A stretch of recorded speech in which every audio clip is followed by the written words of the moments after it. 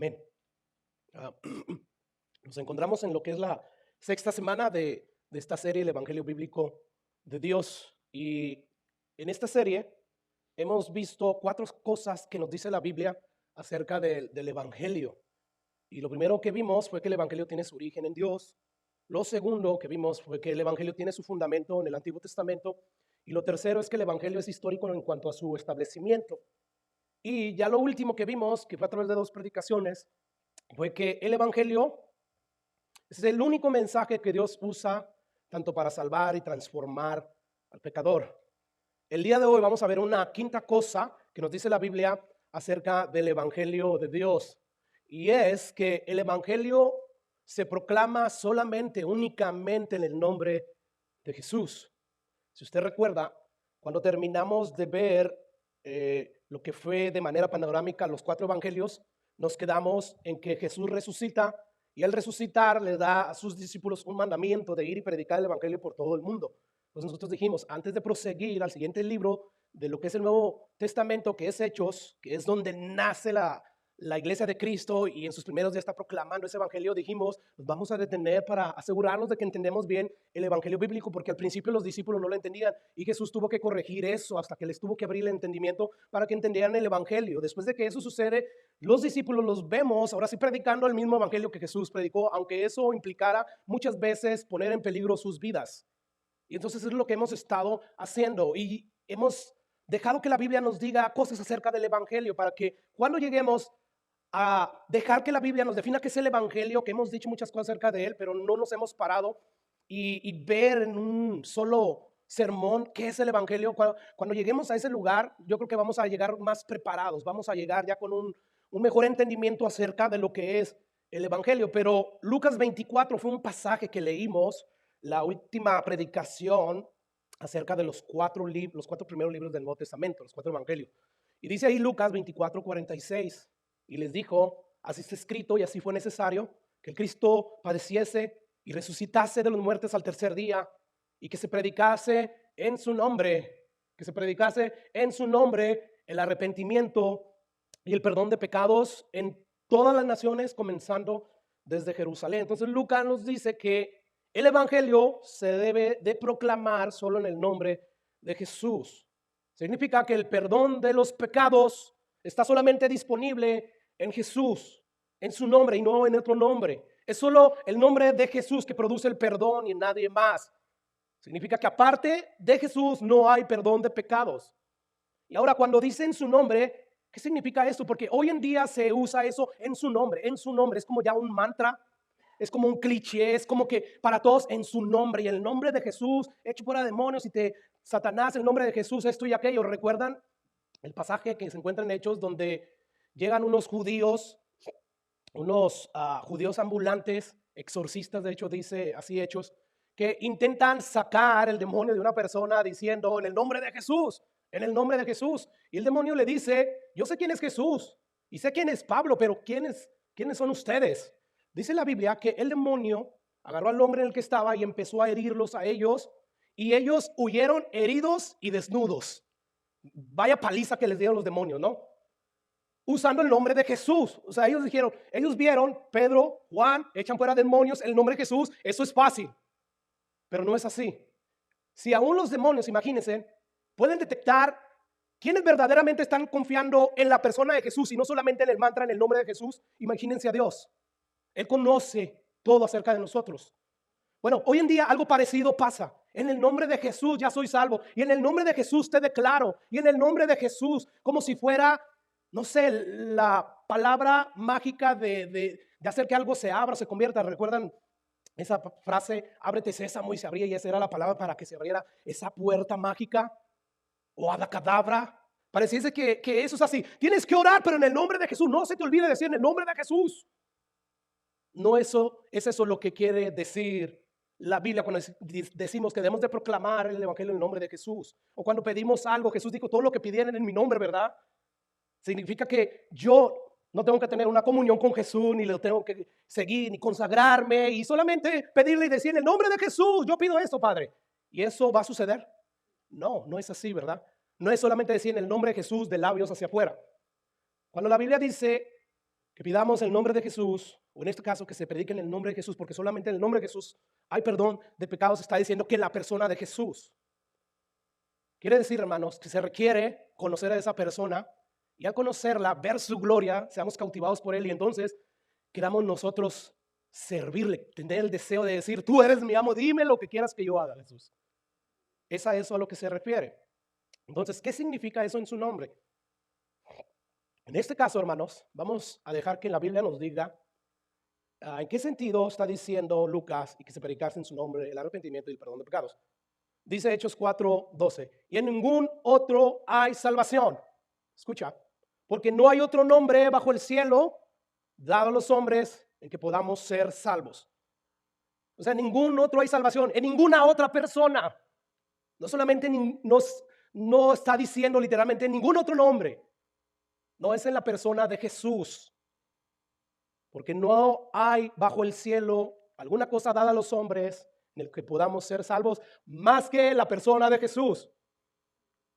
Yo sé que lo entendemos nosotros, la mayoría, pero hay algunos otros que no. Y de hecho, algunos de nosotros, aunque lo entendemos, no nos molesta cuando oímos predicadores que están diciendo que son cristianos, que creen en Jesús, que proclamamos, y a la misma vez están diciendo, los católicos también están bien. El Cristo de los mormones que dicen que Cristo fue creado y que es hermano de Satanás, están bien. Los testigos de Jehová, pues son buenos, son decentes, Dios también, o sea, ¿verdad? Cuando la Biblia nos dice de una manera bien clara, en ningún otro hay salvación, porque no hay otro nombre bajo el cielo dado a los hombres en que podamos ser salvos. No hay otra persona, no hay otro medio, solo Jesús, el Jesús bíblico, con todos sus aspectos, con todas sus virtudes, con cada aspecto de su naturaleza. Ese Jesús revelado en la Biblia, tal y como lo vemos, es en ese Jesús que nosotros encontramos salvación. Escuchen lo que dice Pablo en Hechos 20.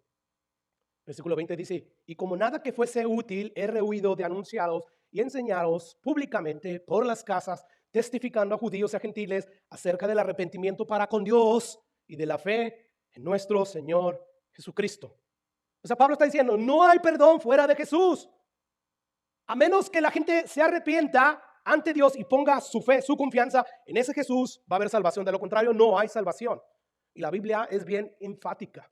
Es tan enfática en cuanto a esta verdad de que solo en Jesús hay salvación, que para el hombre incrédulo es bien chocante.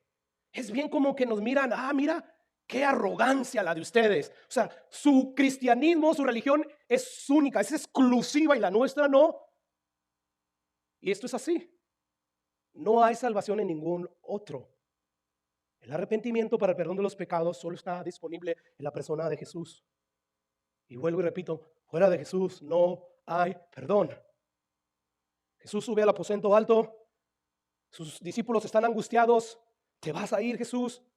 Ya vimos lo hostil que es predicar este evangelio. De hecho, te quieren matar y nos van a querer matar también a nosotros. Estamos angustiados, Jesús lo sabe. Y es en ese contexto Jesús les dice, yo soy el camino y la verdad y la vida. Nadie va al Padre sino por mí. Nadie va al Padre sino es por mí. Yo quisiera que profundicemos en ese pasaje de Juan 6. Pero yo quiero leer los primeros versículos que leímos al inicio, que están antes del versículo 6. Dice, no se turbe vuestro corazón. ¿Creen en Dios o creéis en Dios? Cree también en mí. ¿Ustedes creen en el Dios que se revela en el Antiguo Testamento, en los Salmos? El Dios que sacó a Israel de la esclavitud de Egipto. ¿Ustedes creen en ese Dios? Crean pues en mí. Y escucha lo siguiente, en la casa de mi padre muchas moradas hay. Si así no fuera, yo os lo hubiera dicho. Voy pues a preparar lugar para vosotros. Y si me fuere, os prepararé lugar, vendré otra vez y os tomaré a mí mismo, para que donde yo estoy, vosotros también estéis. Y sabéis a dónde voy y sabéis el camino. Le dijo Tomás, Señor, no sabemos a dónde vas. Le acaba de decir Jesús a dónde va. ¿Cómo pues podemos saber el camino? Jesús le dijo, yo soy el camino, la verdad y la vida. Nadie viene al Padre sino por mí. ¿Qué está diciendo Jesús aquí? O sea, de una manera directa, sin atajos, Jesús está diciendo, va a sonar bien arrogante esto, bien exclusivo, y sí lo es. No hay otro camino que lleva a las moradas, a la casa de Dios, donde Dios habita, donde Dios está. La única manera para llegar a ese lugar soy yo. Hay muchas moradas ahí en la casa de mi Padre, pero yo soy el camino. No hay otro camino. Entonces Jesús, en otras palabras, lo que está diciendo es que el cristianismo bíblico, no el cristianismo de hoy en día, por favor, quitémonos ya esa idea. No hay un cristianismo bíblico revelado aquí, sobre todo en el libro de los Hechos, la iglesia primitiva, esa iglesia, es con esa iglesia que debemos de compararnos. Es esa iglesia que debemos imitar en lo bueno, porque la iglesia también primitiva metió a la pata, erró muchas veces, pero debemos nosotros imitar lo bueno que era agradable delante del Señor. Así que lo que Jesús está diciendo es, nuestra fe es exclusiva, no es inclusiva, no incluye a cualquiera, no, más bien tiene autoridad de Dios para excluir, para dejar afuera a todo aquel que no viene al Padre por mí, el Jesús bíblico. ¿Te das cuenta? Y es esta exclusividad de nuestro cristianismo, de nuestra fe, que ante los ojos del incrédulo es chocante, es arrogante. Lo es. La historia nos dice que desde mediados del siglo I hasta el siglo III, los cristianos fueron sometidos a persecución. Y hay una razón por qué los perseguían los emperadores de Roma. Esta razón era porque, no solamente porque adoraban a Jesús, o sea, los emperadores romanos que se consideraban puentes o constructores de puentes para mediar entre los dioses, plural, y el hombre, o sea, se creían deidades. Estos emperadores no tenían problema con que los cristianos adoraran a ese Jesús bíblico, siempre y cuando nos adoren a nosotros también, que nos vean como los curios, como los señores. Así es que ellos estaban siendo perseguidos porque los cristianos decían, no hay otro Señor más que Jesús. Y los emperadores, los césares, que de hecho ellos se adjudicaban o se autollamaban con el título de Pontifex Maximus, o sea, el pontífice mayor, que pontífice quiere decir como constructor de puentes, y Maximus es lo mayor que hay. De ahí vienen los títulos de los papas. Estos decían, nosotros somos el puente máximo superior que hay entre los dioses y los hombres. Nosotros tenemos que unirlos con esos dioses. Pero ustedes, cristianos, los queremos matar porque ustedes dicen que nada más Cristo es el Señor, que ningún otro hay salvación. Dicen que solamente hay un Dios creador. No, hay muchos dioses. Nosotros no vamos a tolerar eso. Si ustedes se niegan a reconocernos como curios, como señores, los vamos a tener que matar. Así es que ese era el problema. El problema de por qué los perseguían era porque ellos predicaban un cristianismo exclusivo, único. Solamente en Jesús hay salvación. Ningún otro es Señor más que Jesús. Y es por eso que los perseguían. Así es que ellos eran perseguidos principalmente porque no adoraban a los césares, porque se rehusaron a adorarlos. Ellos perseveraban en el hecho de que, como dice 1 Timoteo 2:5, hay un solo Dios y un solo mediador entre Dios y los hombres. Hay un solo Dios, escucha, un solo Dios, no hay varios. No es el Dios de los hindús, de los musulmanes, de los judíos, de los cristianos. No, hay un solo Dios y un solo mediador entre Dios y los hombres, Jesucristo, hombre. Y esto es lo mismo que debe de estar predicando la iglesia de hoy. Hay un solo Dios, creador de todo lo que existe, y un solo mediador entre Dios y los hombres. No hay dos, solamente hay uno. Quiere decir que el Pontifex Maximus es Jesucristo. Él es el constructor de puentes para que el hombre y Dios puedan amistarse. Recuerden, Dios está enemistado con el hombre a causa de su pecado. Así es que esta exclusividad de nuestra fe es que hace tan odioso y chocante nuestro cristianismo a los ojos de los incrédulos.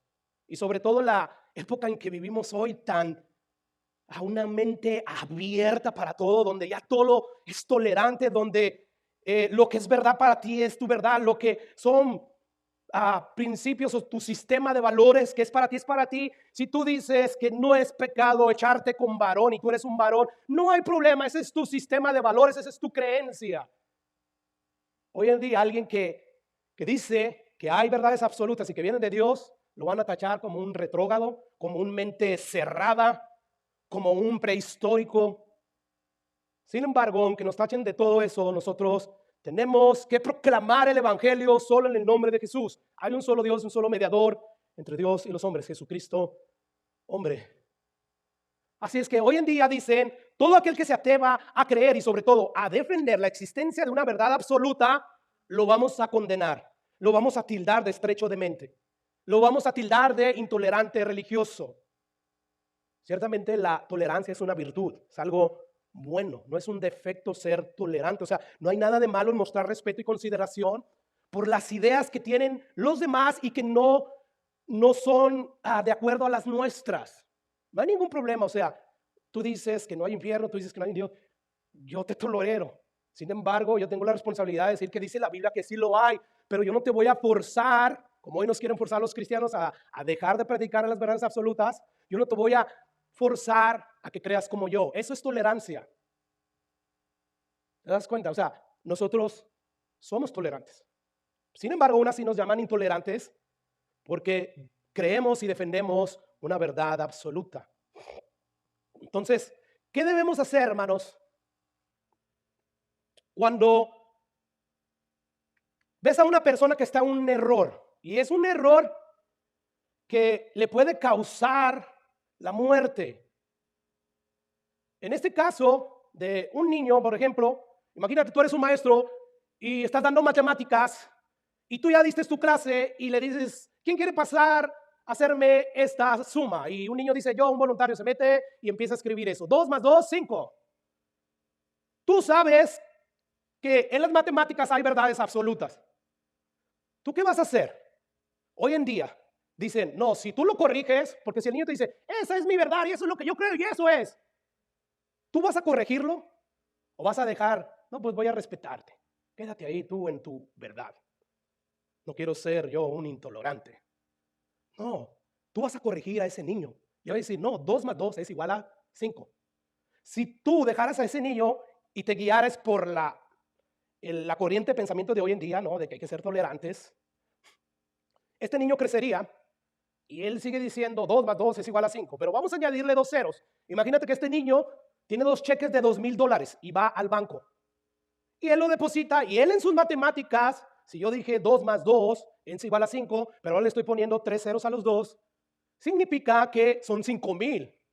Pero le da el recibo la banquera y él mira y él nota que dice que son 4,000.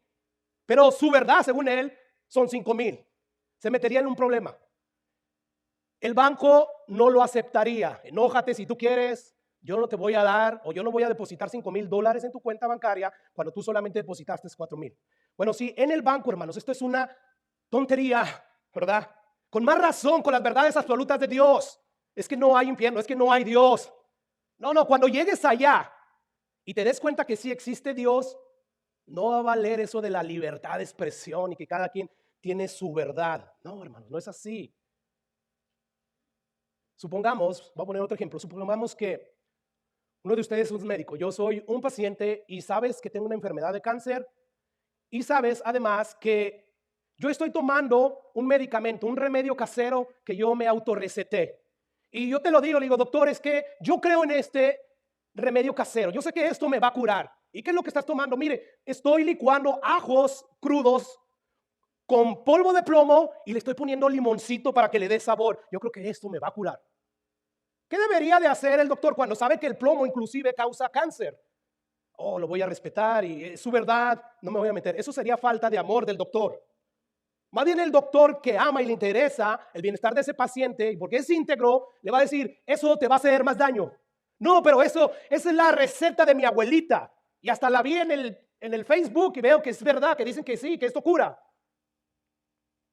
¿Qué pasaría si el doctor no le dice nada? Sería un falto de amor. El doctor a ciencia cierta, él sabe que ese plomo y lo que está comiendo no le va a curar ese cáncer terminal. Sin embargo, él sabe que hay tratamientos de quimioterapia que son muy efectivos. Y él le dice, no, métete a este tratamiento. Pero él se rehúsa, él lo puede dejar, pero él ya libró, ¿verdad? De haberle dicho, aquí está la verdad. Lo que tú crees es una falacia, es una ilusión, no es cierto. Está comprobado a ciencia cierta que eso no puede sanar un cáncer terminal. Bueno, lo mismo va a pasar en aquel día, hermanos. Hay muchas personas que dicen, esta es mi verdad y esta es mi verdad y se terminó. Sin embargo, Proverbios 14:12 dice, hay caminos que al hombre le parecen derechos, pero su final es camino ¿de qué? Hay caminos que al hombre le parecen derechos, pero su final es camino de muerte. O sea, hay hombres que presuponen, que piensan, que están transitando en la vida y van por el camino bueno. Y al final van a encontrar la vida eterna. Y ellos lo creen. Ellos creen que eso es una realidad. Pero dice Dios, no es así, aunque piensen y crean en sí mismo. No es así. Si estas personas salen sin esta persona, que es el único mediador entre Dios y los hombres, terminarán en una condenación eterna. Así es que, hermanos, cuando se trata de la salvación de nuestras almas, no podemos nosotros decir y pensar que todos los caminos llegan a Roma. En aquel entonces, Roma era el imperio más grande y los caminos que se construían eran muchos. Todos se dirigían a Roma porque era la ciudad más grande. Pero hoy en día eso quieren aplicarlo. No, todos los caminos llegan a Dios, no importa porque Dios es bueno. No, según Dios dice, hay solamente un camino. Y ese camino es una persona, es Jesús. Por lo tanto, discípulos, no se turbe vuestro corazón. ¿Crees en Dios? Crean también en mí. En la casa de mi Padre muchas moradas hay. Si no fuera, yo os lo hubiera dicho. Voy pues a preparar lugar para vosotros. ¿A dónde va Jesús?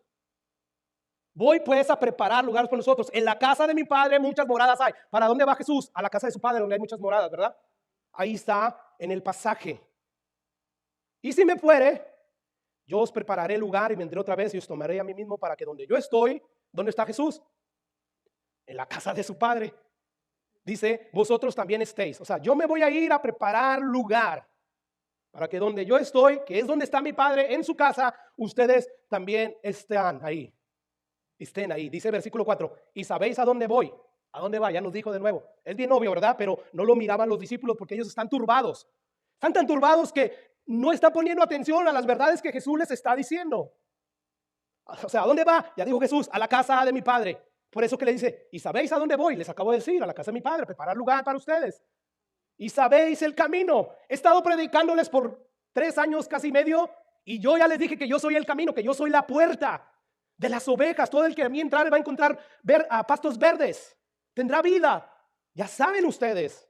Pero vuelvo y repito, como ellos en este momento están tan turbados, no están prestando atención a lo que Jesús dice. Le dijo Tomás, Señor, si no sabemos a dónde vas, ¿cómo pues vamos a saber el camino?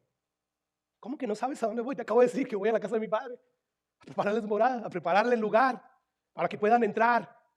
Y es ahí donde volvemos a esta declaración exclusivista de Jesús. Yo soy el camino, la verdad y la vida. Nadie viene al Padre sino por mí. O sea, Tomás, el destino de ustedes va a ser la casa de mi Padre, donde Él mora y donde yo voy a morar. Y el camino soy yo, Tomás. O sea, mi obra expiatoria. Yo voy a preparar camino, voy a abrir el camino a través de mi sacrificio, la cruz del Calvario, y esto los va a llevar al Padre. Entonces, escuchen, discípulos. Yo soy el camino, no hay otro. Eso es lo que ustedes van a predicar. Es como si Jesús les estuviera diciendo, de hecho, escuchen, discípulos, yo les acabo de decir que en unos minutos me van a abandonar cuando me arresten. Van a huir como unos cobardes. Pedro, especialmente tú, Pedro, tú me vas a negar 3 veces. Pero aún así, Pedro, y ustedes, discípulos, yo me voy a preparar lugar para ustedes, para que donde mi Padre está y yo también, ustedes también están. ¿Qué nos dice esto? La salvación no se basa por obras, por si metes la pata o no. Se basa en verdaderamente en que creas en el Evangelio, en que creas en Jesús, en su obra expiatoria, en que confíes totalmente en Él. Así es que esto es el Evangelio, Evangelio, esta parte aparta al cristianismo de todas las religiones. Todas las religiones es, haz esto y Dios va a estar contento contigo. Obedece y Dios estará contento contigo. Y sí, a Dios le encanta la obediencia, pero el problema es que cuando uno desobedece, uno ha cometido un pecado y alguien tiene que pagar por ese pecado. Y ese alguien solamente lo puede pagar la persona de Jesús, que es Dios mismo, experimentando la ira que merecíamos nosotros por nuestros pecados. Ya hemos dicho que Jesús sufrió el infierno que nosotros merecíamos. Dice la Biblia que ahí será el lloro y el crujir de dientes. Jesús experimentó eso por cada uno de los pecados de todos aquellos que van a creer y que han creído en el Evangelio. La Biblia dice que es donde el gusano no muere. Jesús experimentó algo similar. Experimentó las tinieblas. Es por eso que solamente en Él hay salvación y no en ningún otro.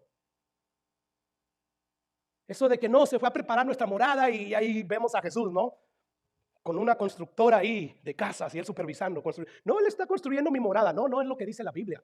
Voy a preparar lugar para nosotros. Voy a abrir el camino, dice Hebreos, el nuevo camino. Él se estaba refiriendo a eso. Voy a la cruz del Calvario. Voy a preparar, porque no hay lugar ahorita para ustedes. Todos son pecadores. No pueden estar en la presencia de mi Padre. Pero voy a preparar lugar. De hecho, saliendo de aquí, los voy a despedir, me van a arrestar, me van a juzgar de una manera injusta, me van a castigar. Y voy a terminar en una cruz del Calvario donde ahí mi Padre me abandonará. Ahí mi Padre derramará toda su ira. Eso era lo que estaba diciendo Jesús. Voy a preparar lugar para ustedes. De hecho, Mateo 25:34 dice: entonces el rey dirá a los de su derecha: venid, benditos de mi Padre, heredar el reino preparado para vosotros desde la fundación del mundo. Desde antes ya está preparado el reino. ¿Te das cuenta? De hecho, ahí mismo Jesús dice: yo me voy a preparar lugar. O sea, ya en la casa de mi Padre hay moradas, ya están allí. Ya están ahí. Pero tengo que preparar lugar para ustedes, tengo que abrir el camino. Escucha lo que dice Hebreos 10. Así que, hermanos, teniendo libertad para entrar en el lugar santísimo por la sangre de Jesús, por eso en su nombre hay salvación y solo en su nombre. Y dice ahí: por el camino nuevo y vivo que Él nos abrió a través del velo. Esto es, ¿de qué? De su carne. Entonces piensa: voy a preparar lugar, voy a abrir el camino nuevo y vivo a través de mi carne cuando yo me ofrezca y Dios me castigue. El varón de dolores, experimentado en todo quebranto, Dios ahí lo inmoló por nuestros pecados. Así es que Jesús abrió ese camino lleno de gracia, y Él es el único camino que lleva al Padre. Así es que dice Jesús: yo soy el camino. Yo no vine simplemente a decirles cómo ganar la vida eterna, cómo llegar a ese camino. Dice: no, yo soy el camino, mi obra expiatoria. Escucha lo que dice Juan 10:7. Volvió pues Jesús a decirle. O sea, era algo que le repetía Jesús una y otra vez. Por eso les dice: ustedes saben a dónde voy y saben el camino. O sea, les estoy diciendo que voy a mi Padre, voy a regresar a Él y saben el camino. Ya se los he dicho. Volvió pues Jesús a decirle: de cierto os digo, yo soy la puerta de las ovejas. O sea, yo soy el camino de las ovejas de mi Padre. Todos los que antes de mí vinieron, y de hecho los que vendrán, porque se levantarán falsos cristos, ladrones son y salteadores, pero no los oyen las ovejas. Las ovejas de Jesús que tienen discernimiento de la palabra. Dice Él: yo soy la puerta, el que por mí entrare será salvo. Nuevamente ahí hay exclusividad. Yo soy el camino, yo soy la verdad, yo soy la vida, yo soy la luz del mundo, yo soy la puerta. Todo aquel que entrare por mí será salvo. Pues hasta la vez de mí, dice Jesús, y de nadie más. Nadie puede llegar a la casa de mi Padre si no es por mí, porque todos los que antes de mí vinieron, ladrones son y salteadores. Todos. Es decir, que todas las otras vías, supuestamente, que los hombres han pretendido usar para llegar a Dios, son vías que terminan en destrucción, que terminan en muerte. O sea, la idea de los católicos, tienen su idea cómo llegar a Dios, ¿verdad? Por obras, por rezarle a los santitos, a María, la corredentora, comediadora. Y lo mismo podemos decir de las demás religiones. Si ellos se están apartando de la verdad que hay en Jesús y que es Jesús, o sea, de todo aquello que dijo Jesús, quiere decir que no están siguiendo a este Jesús bíblico. Y por lo tanto, según lo que hemos visto, no llegarán a la casa del Padre, porque solamente a través de ese Jesús bíblico se llega a la casa del Padre. Ahora, cuando nosotros decimos esta verdad, proclamamos esta verdad, es ahí donde, ante los ojos del cristianismo y hoy en día el mundo, por eso es que quieren crear un gobierno mundial donde se saquen a todas esas personas que supuestamente creen en verdades absolutas y que no las hay según ellos. Entonces, cuando tú predicas esta verdad, solo en Jesús hay salvación. Ante los ojos del mundo nosotros somos arrogantes, intolerantes, y eso no puede ser posible. Si tú crees en Dios a tu manera, eso te va a llevar a Dios. Eso al parecer como que funciona, ¿verdad? Como al niñito de las matemáticas, 2 más 2 son 5, déjalo que crea eso. No, va a llegar un momento en que va a tener implicaciones, consecuencias, y van a ser consecuencias negativas, no van a ser consecuencias positivas. Por lo tanto, hermanos, debemos de saber que la exclusividad del cristianismo va a ser algo que va a enojar a los del mundo, a los incrédulos, y nos van a atacar. Pero recordemos, hermanos, que la exclusividad del cristianismo no radica en el hecho de que sus enseñanzas son más nobles, más decentes, más morales. O sea, no es que radique en eso, sino radica en la singularidad de nuestro Salvador, en que solamente hay un mediador entre Dios y los hombres. Eso es lo que proclamamos. Y eso provoca que el mundo nos persiga. Por eso Jesús le dijo a sus discípulos: ustedes van a ser odiados por el mundo. Bienaventurados los que por mi nombre, por mi causa, son perseguidos. Es este el evangelio bíblico. Y es este el evangelio que muchas veces no predicamos. Predicamos un evangelio donde ya hemos repetido muchas veces y dicho que Dios tiene un plan para ti, Dios te quiere bendecir, Dios te va a dar un milagro de salud, económico y tantas otras cosas, ¿verdad? Y no le digas eso porque aquí hay un católico y se puede ofender. Jesús prefería que la gente se ofendiera, pero librar él la sangre de estas personas por no decirle la verdad. Y se ofendían, aún los discípulos, duros esta palabra. Si quieren ir ustedes también, no voy a cambiar la palabra. Esta es la verdad, aunque duela. Pero cuando conozcan la verdad, serán libres. Conoceréis la verdad y la verdad que os libertará. La verdad nos liberta ¿de qué, hermanos? De muchas cosas aquí, pero sobre todo nos liberta del problema mayor que tiene el ser humano, que es su falta de justicia. Que un día, cuando lleguemos a esa línea que divide la vida entre la muerte, ese umbral, vamos a llegar a la presencia del Señor y vamos a estar ante su tribunal y Él va a estar ahí como un juez justo que sabe todo de nosotros, que no necesita testigos, que no necesita un fiscal para llevar a condenar a la persona. No, Él lo sabe todo. Y es el gran problema que tiene el ser humano y que debe de resolver. Eso es lo que nos debemos de ocupar. Predicar el evangelio es central, el evangelio es primordial. Que ya me aburrí de escuchar el evangelio, necesita ser salvo. Porque no hay cristiano que se olvide del evangelio, o que le aburra, o que le sea fastidioso. Si es el mensaje que te salvó y estás agradecido. Todo es evangelio en la Biblia. Pero como estamos acostumbrados a agarrar un pasaje aquí y allá y no leemos de corrido, no nos damos cuenta que todo es evangelio. Lee las cartas del apóstol Pablo, estúdialas, escudriñalas, toma nota, haz observaciones. Y mira cómo Pablo en cada una de sus cartas empieza a hablar de lo que Dios hizo por nosotros. Que estando muertos en nuestros delitos y pecados, que nosotros que antes éramos advenedizos, enemigos de Dios, nos dio juntamente con Cristo. Primero nos habla siempre de lo que Dios ha hecho por nosotros, evangelio. Y después llega, por lo tanto, obedezcan, por lo tanto, amen a sus esposas, por lo tanto, vienen después los mandamientos. No son primero los mandamientos y luego el evangelio. No, es primero el evangelio y después los mandamientos, porque es el evangelio lo que nos hace obedecer. Pero tenemos a un montón de gente diciéndole obedece. ¿Quieren ser un mejor esposo? Tenemos a la cabra que no tiene el Espíritu Santo y queremos hacerlo oveja diciendo obedeces, que debe ser esto y lo otro. El problema del pecador no es que no sepa cómo hacer las cosas. El problema es que no quiere. Tiene un corazón de piedra, corazón duro, necesita ser transformado. Nosotros no podemos transformar el corazón de piedra de los hombres. Es el evangelio, es Dios a través del evangelio diciéndoles: tú tienes un corazón inclinado a la maldad, deberías de pedir perdón porque mira bien, y además si pides eso, yo te voy a dar un nuevo corazón para que entonces me obedezcas. Sí, vas a batallar porque tu carne todavía está ahí, pero hoy vas a tener una nueva naturaleza, un deseo que antes no tenías de querer buscar hacer mi voluntad.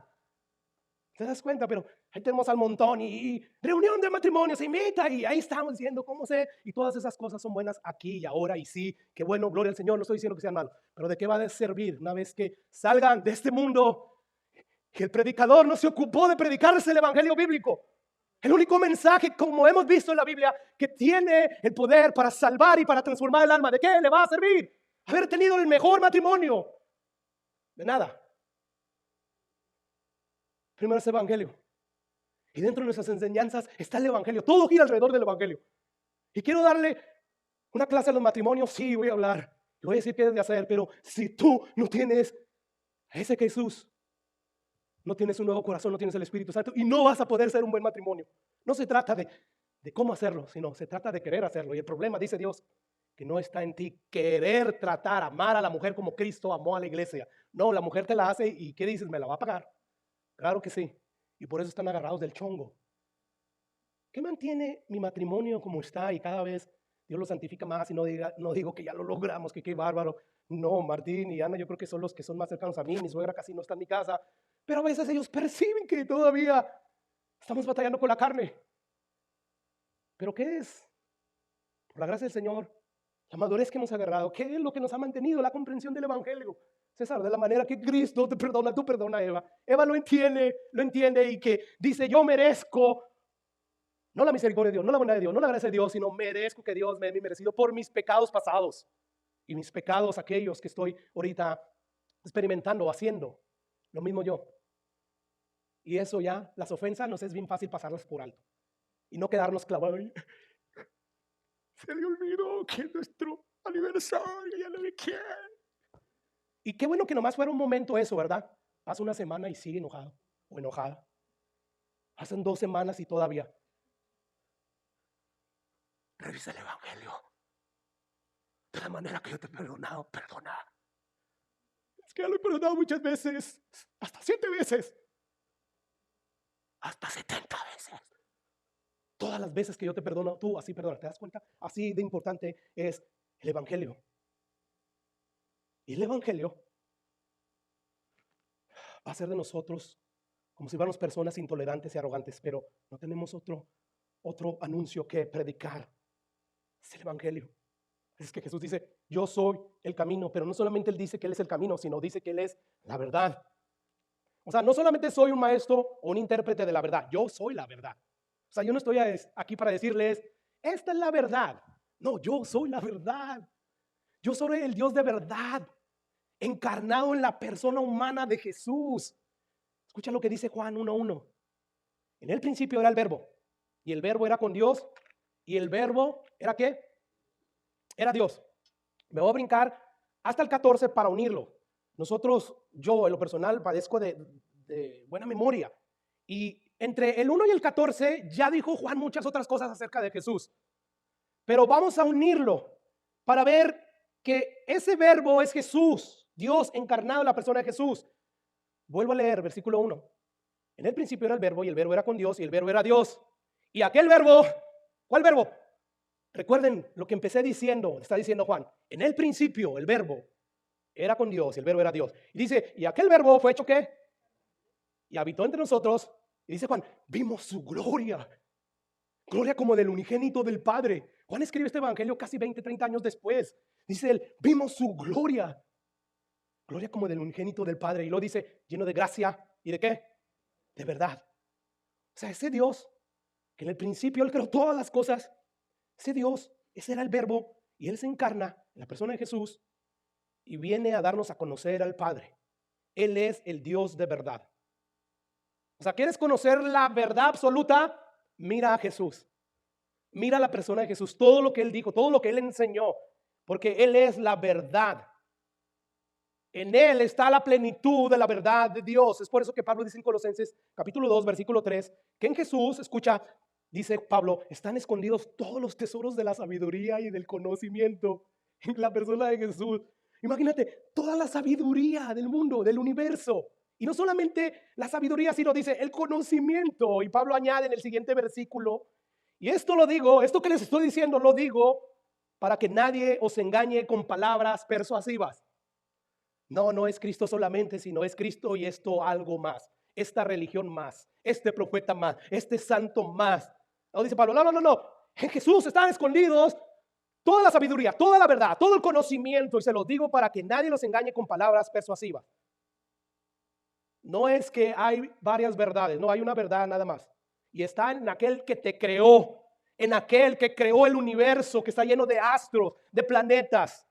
Aquel que creó los cielos y la tierra y el firmamento. Todo eso, dice, anuncia la obra de sus manos, de esa persona que es la verdad. Así es que, según Jesús, según la Biblia, dice que todo aquello que no se alinea a la verdad de Jesús es mentira. Hay muchas personas con mentes brillantes, hermanos. Y estas personas tienen títulos universitarios, tienen licenciaturas, tienen maestrías, tienen esos títulos PhD o algo así, que quiere decir en inglés doctores en filosofía. O sea, no cualquiera tiene ese título de tener ese doctorado en un conocimiento muy amplio. Se necesita tener un coeficiente intelectual muy alto. Y el promedio de los habitantes de la tierra no tiene ese coeficiente. Esta persona que está ahí ya murió, un científico o un físico, él estudiaba en teoría de dónde venía todo, cuál era el origen de todas las cosas que hay, sobre todo de los astros. Él tenía una mente increíblemente brillante. La Biblia dice que los cielos cuentan la gloria de Dios y el firmamento anuncia la obra de sus manos. Antes de estudiar este versículo, que los cielos cuentan la gloria de Dios, el firmamento anuncia la obra de sus manos, cuando decía firmamento, yo tenía la idea de, sí, el firmamento, el horizonte, todo lo que hay en el mundo. Pero me di a la tarea de consultar para emplear un poco más la definición de esta palabra. Y encontré que dice firmamento, espacio infinito en el que se mueven los astros que desde la tierra se ven. Wow. O sea, los cielos cuentan la gloria de Dios y el firmamento. O sea, el infinito que no alcanzamos a ver, donde se mueven los astros, los millones y billones de galaxias que hay, que están conformadas por planetas, por sol, por estrellas. Todo eso anuncia la obra de la mano de Dios, anuncia, evidencia que hay un creador de todo lo que existe. No pudo haber salido de la nada, así como nadie te creería que un aparato como este inteligente salió de la nada. Después de billones y millones de años, se juntaron ciertas cosas, se juntó un ambiente propicio y entonces resultó este teléfono inteligente. Nadie, ¿verdad?, cree esto. Pero el hombre, dice Dios, que es tan necio, que dice, no hay Dios. Este hombre con toda su mente brillante, porque aunque terminó con una enfermedad que lo dejó en una silla paralizado, no fue hasta el 2005 que él ya no pudo pararse de esa silla. Pero por muchos años, aunque él tenía no recuerdo la enfermedad, pero es una enfermedad neuromuscular que te va dejando paralizado de ciertas partes de tu cuerpo poco a poco, pero con una mente brillante, increíble, o sea, un intelecto bien alto. Y aún así, a pesar de que estudiaba todo el origen, estudiaba el sol, cómo funcionaban las estrellas del universo, no pudo ver a Dios. Se murió no creyendo en Dios. Increíble. Y dice Juan que todas las cosas por él fueron hechas y nada de lo que ha sido hecho fue hecho. O sea, toda verdad comienza en Jesús. ¿Por qué en Jesús? Porque en el principio era el verbo y el verbo era con Dios y todo lo que existe fue hecho por él. Toda la verdad está en Jesús porque él es el creador de todo lo que existe. Por lo tanto, no importa que todos estos hombres con mentes brillantes, que por cierto Dios se las dio. O sea, ellos no hicieron nada para nacer con esa mente privilegiada. Dios se las dio. No sé de qué se jactan. Dios se la dio. Estos hombres con todo esa mente brillante, con todo ese conocimiento acumulado, con todas sus licenciaturas, maestrías, todos esos títulos que presumen y que ciertamente algunos dejan impresionados, de nada les sirve si Jesús está fuera de su conocimiento. Es en vano, es útil todo lo que ellos hacen. Porque a pesar de su mente brillante, de su muy alto coeficiente intelectual, al estudiar como este hombre los cielos, el firmamento, es incapaz de ver la mano de Dios ahí. Increíble. De nada les va a servir en aquel día cuando lleguen. Él ya murió y ya llegó. El chasco que se debe haber llevado. El necio dice en su corazón, no hay Dios. Se necesita no ser inteligente para creer que hay un Dios creador. No, los inteligentes con mentes brillantes como yo sabemos que no hay un Dios. Pero cuando llegan ahí, cuando pasan esa línea, como les digo, de la vida y la muerte, pasan ese umbral donde ya no hay retorno, ya no hay regreso, solamente Dios y esa persona en el tribunal de Dios. Todo ese conocimiento acumulado se desploma ante la verdad que hay en Cristo Jesús. Y sobre todo ya vimos que la verdad es el juez. Jesús, el Hijo de Dios, es quien va a juzgar. Él no vino aquí a juzgar. Cuando vino aquí a la tierra, Él vino a salvar lo que se había perdido. Pero cuando venga de regreso, viene como justiciero, viene como juez. Es que como podemos ver, el Evangelio solo se proclama en el nombre de Jesús, porque no hay otro nombre bajo el cielo de los hombres en que podamos ser salvos. Así es que cuando prediquemos, dejemos bien claro que no hay otro camino. No hagas potable el Evangelio. No es, sí, pues todavía tienes tus santitos, está bien, no le digas nada, ya no va a querer ir a la iglesia. Y si son pastores asalariados, el diezmo, necesitamos el diezmo, hay que pagar la renta, la luz, mi salario que suba, que se incremente. No, el Evangelio de Jesús es exclusivo. Esto es lo que salva. Así es que tenemos que dejarlo bien claro, no podemos ser como otros líderes que proclaman ser cristianos, pero que niegan esta verdad clara en la Biblia. Hay líderes bien conocidos en el cristianismo moderno que aplauden, elogian las decisiones del Papa. Oh, aplaudimos, te elogiamos, Papa, por estar apostando por una iglesia más inclusiva. Musulmanes, hindús, cristianos de mentes abiertas, Jesús Adrián Romero, Joel Austin, Marcos Witt, vamos a unirnos. No podemos ser como ellos. No, dice el Houston Chronicles, que entrevistaron a Joel Austin, y él dice, no debe de haber problema con las diferencias teológicas. Juan 14:6, vamos a sacarlo. No vamos a hablar de eso porque eso divide. Y si divide, divide. Jesús dijo que Él no vine a traer paz, vine a traer espada. Vine a dividir. Todo aquello que se rehúsa a seguirme, lo voy a dividir, lo voy a sacar, lo voy a apartar, lo voy a poner como cabro, como cizaña, como pez no bueno. Solo está diciendo, no hay problema con las diferencias teológicas, como dicen otros populares cantantes del cristianismo. Y sigue diciendo él, es por eso que acepté la invitación. Y ya ve cómo él es, siempre está riendo, siempre está positivo. Es por eso que acepté la invitación del Papa Francisco. Fui allí, dice él, para apoyar expresamente la unidad y transmitir al Papa que los pastores americanos apoyan lo que él está haciendo. Dice el Houston Chronicles, dijo Austin, me sentí honrado por haber sido invitado por él. En ningún otro hay salvación, Joel Austin y todos ellos. Hay otro predicador americano que se ha enriquecido a costa de predicar el evangelio, Kenneth Copeland. Ahí está también él. En ningún otro hay salvación. No es el Jesús de los católicos el que tiene poder para salvar o el que salva. No es el Jesús de los cristianos modernos, de Joel Austin, de José Adrián Romero, de todos ellos que predican verdades. Pero hay una diferencia entre predicar verdades de Dios y predicar toda la verdad de Dios. Hay una diferencia enorme que hace la diferencia. Ellos predican verdades de Dios, sí, pero las verdades fundamentales, las verdades que hacen posible la salvación del pecador, son las que callan. Ese es mi problema que yo tengo con esas personas, no con su modo de ser, con que si son pecadores o no, que si son decentes o no, no es esta doctrina errada, diabólica, que está llevando a miles de personas al infierno.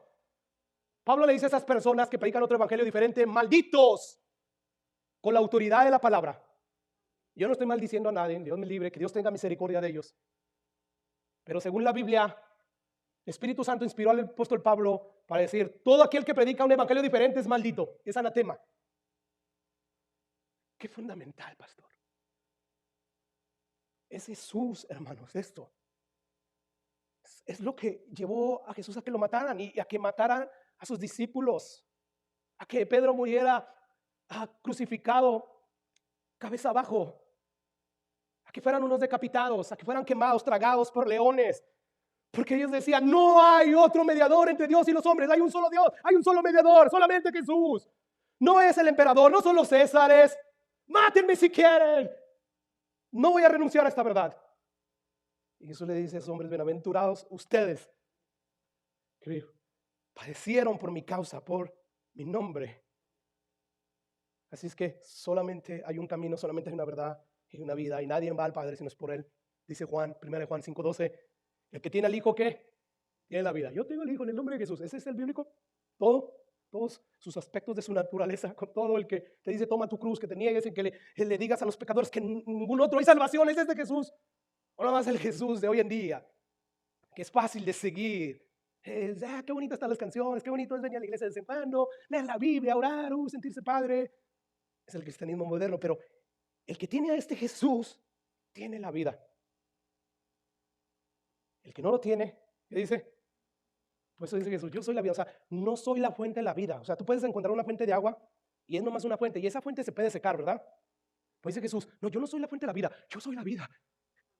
Yo soy la vida, yo doy vida. No solamente soy el camino, literal, yo soy el camino por la obra en la cruz del Calvario. Literalmente yo no solamente soy el camino, sino también la verdad. Yo soy la verdad, no enseño la verdad, soy la verdad.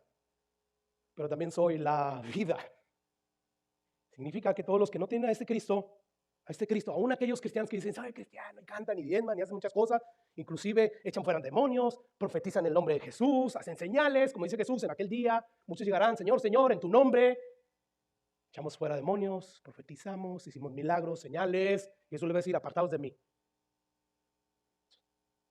Esta declaración de Jesús dice que todo aquel que no tiene ese Jesús no tiene vida, está muerto en sus delitos y pecados.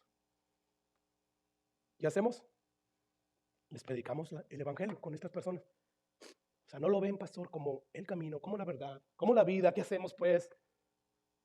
Primero Juan dice, aquella luz verdadera que alumbró a todo hombre, venía a este mundo, y el mundo estaba, o sea, en el mundo estaba, o sea, el verbo se hizo carne, Dios se hizo carne y habitó entre nosotros, y el mundo por él fue hecho, pero el mundo no le conoció. No le conoció. Ahí está este hombre que murió. No lo conoció.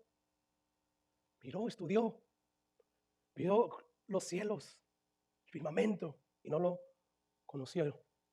Y lo dice, y a los suyos, los que sí lo conocían, porque Dios se les reveló a través de las escrituras, no lo recibieron. Wow.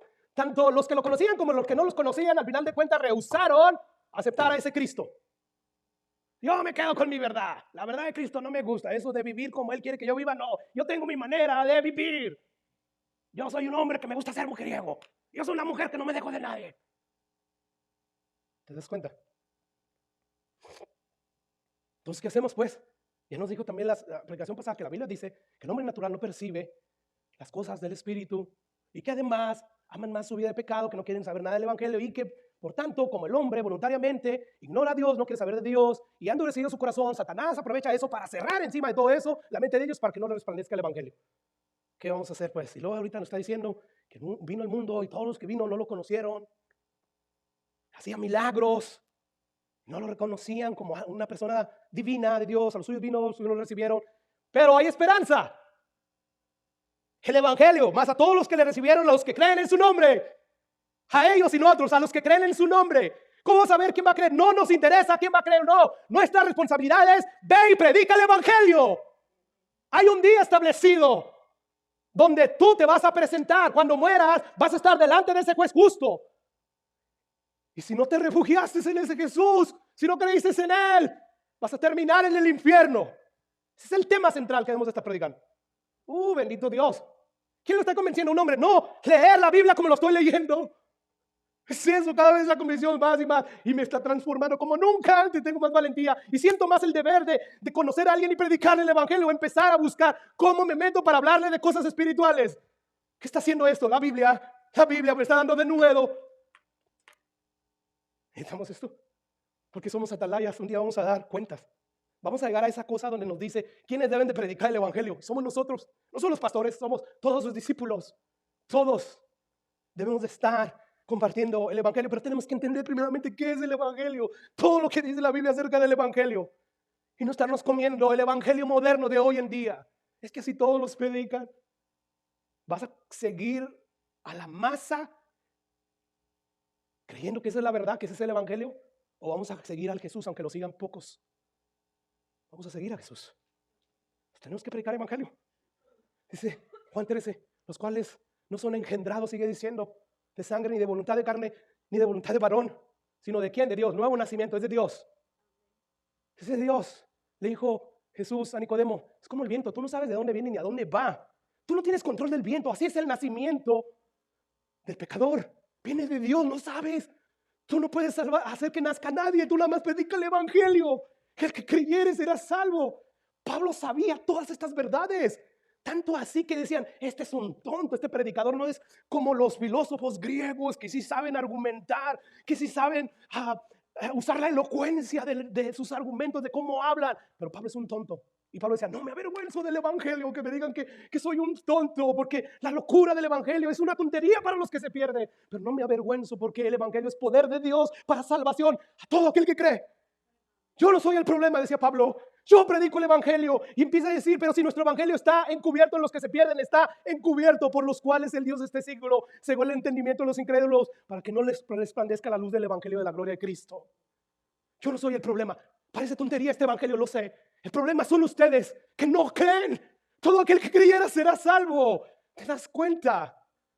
No queramos hacer el evangelio más potable, más eficaz, más atrayente, como si eso salvara a la persona. No es a través de la locura del evangelio que le plació a Dios, le agradó a Dios salvar a los creyentes. El que creyera será salvo y el que no será condenado. Por eso no nos predicamos, dice Pablo, nosotros mismos, sino a Jesucristo como Señor. Porque Dios que mandó que de las tinieblas resplandeciese la luz, es el que resplandeció en nuestros corazones para la iluminación del conocimiento de la gloria de Dios en la faz de Jesús. Me predicaron el evangelio una y otra vez. Yo me negaba. Pero hubo un día en que Dios resplandeció en mi corazón y me habló el entendimiento y empecé a ver la gloria, el valor de Jesús. Que ya no me tuvieron que convencer o, ¿cómo se dice? Manipular. O decir, mira, te doy esto si vas a la iglesia. Va a haber comida, va a haber fiesta, van a haber chicas. No, ya, la belleza de Jesús, su gloria, su valor infinito. Él es el tesoro, Él es todo lo que quiero. De repente, de la nada. ¿Cuántas veces nos fuimos obligados? Di la oración del pecador, pásele, ándele, ahí estaban, ándele, pásele, y ahí vamos. Y repite, Señor. No pasaba nada. De labios. El pueblo de labios me honra. No había transformación, pero sí hubo un día en que el evangelio que se predicaba en esa iglesia, bendito el pastor, que predicó el evangelio, que lo creímos, nos abrió el entendimiento y ahora aquí estamos. No nos predicamos a nosotros mismos, sino predicamos a nuestro Señor Jesucristo. Porque Dios, que mandó que de las tinieblas resplandeciese la luz, es el que resplandeció en nuestros corazones. ¿Te das cuenta? Él es el viento. Y está buscando, ¿quién cree en el evangelio? ¿Quién cree en el evangelio? Estoy listo para dar nuevos corazones. Estoy listo para transformar. Estoy listo para derramar mi espíritu. Los anhelo. ¿Quién quiere el evangelio? Es todo lo que tenemos que hacer, predicar el evangelio. Y eso ya debe ser motivo de gozo. Se salve quien se salve. Si se salvan, pues el motivo de gozo es mayor. Hermosos son los pies de los que anuncian la paz, dice Romanos. ¿Te das cuenta? De manera que aunque este mensaje sea odioso ante los ojos de los incrédulos, hay que predicarlo. Solo en Jesús hay salvación. Hay que cambiarlos en nuevos tiempos. No, Hebreos 8:8, Jesucristo es el mismo ayer, hoy y por los siglos. ¿Qué nos está diciendo este versículo? Que nunca de los nunca llegará un día en que va a ser posible que haya salvación en otro nombre. No solamente en Jesús. Solamente en Jesús. Pasarán los cielos y la tierra, serán quemados. Y habrá un nuevo cielo, una nueva tierra, pero la palabra de Dios no pasará. Así es que la Biblia nos dice que debemos de proclamar el evangelio en el nombre de Jesús. Solo en Él hay salvación. No nos avergoncemos del evangelio, hermanos. No queramos hacerlo potable, menos ofensivo. No, es a través de este mensaje que Dios salva, a través de este mensaje que es chocante ante los ojos de los incrédulos. Va a ser chocante, pero es a través de ese mensaje que salva a Dios. No hay otro. No hay otro. Y si tú estás aquí en esta tarde sin Cristo, o detrás de esta transmisión sin Cristo, déjame recordarte que tu fe sincera no te va a salvar. Es que yo creo en esto. No, si tú no crees en este Jesús, escucha, te has perdido. Tienes que colocar tu fe en el objeto, en la persona correcta que es Jesús, no tu fe en otro Jesús que no es el bíblico. Es en este Jesús. Significa que, a la luz de todo lo que hemos visto, no hay otra opción, no hay otro camino, no hay otra alternativa en la que tú puedas ser salvo. Solamente en este Jesús. Jesús bíblico es tu única esperanza en el cual te puedes amparar para que cuando estés delante de ese Dios tengas las vestiduras justas de Jesús. y puedas escuchar, venir benditos de mi Padre, heredar el reino de Dios que fue preparado antes de la fundación del mundo. Venir. Yo te aseguro que tú tienes la certeza de que vas a morir, ¿verdad? ¿Qué cree que es la tasa del promedio de la gente que se muere? No es el 1, el 0.19, el 8, es 100%, todos están muriendo. Tienes esa certeza, pero cuando tú mueras, cuando deje de latir tu corazón, cuando traspases esa línea de la muerte y la vida, ese umbral, y te encuentres ante ese Jesús, cuando llegue esa hora, vas a llegar ahí con tu fe puesta en ese Jesús bíblico o con otro Jesús o en otra cosa. Si tú llegas con otra cosa, te espera una eternidad de miseria, de condenación, de dolor, de muerte, por los siglos de los siglos. Por lo tanto, ven a Jesús. Ven a mí, dice Jesús. Dice Dios en Isaías, mirad a mí todos los términos de la tierra y ser salvos. Mira a Jesús, mira su obra expiatoria. Es lo único que te puede salvar. Padre, gracias por tu palabra, Rey.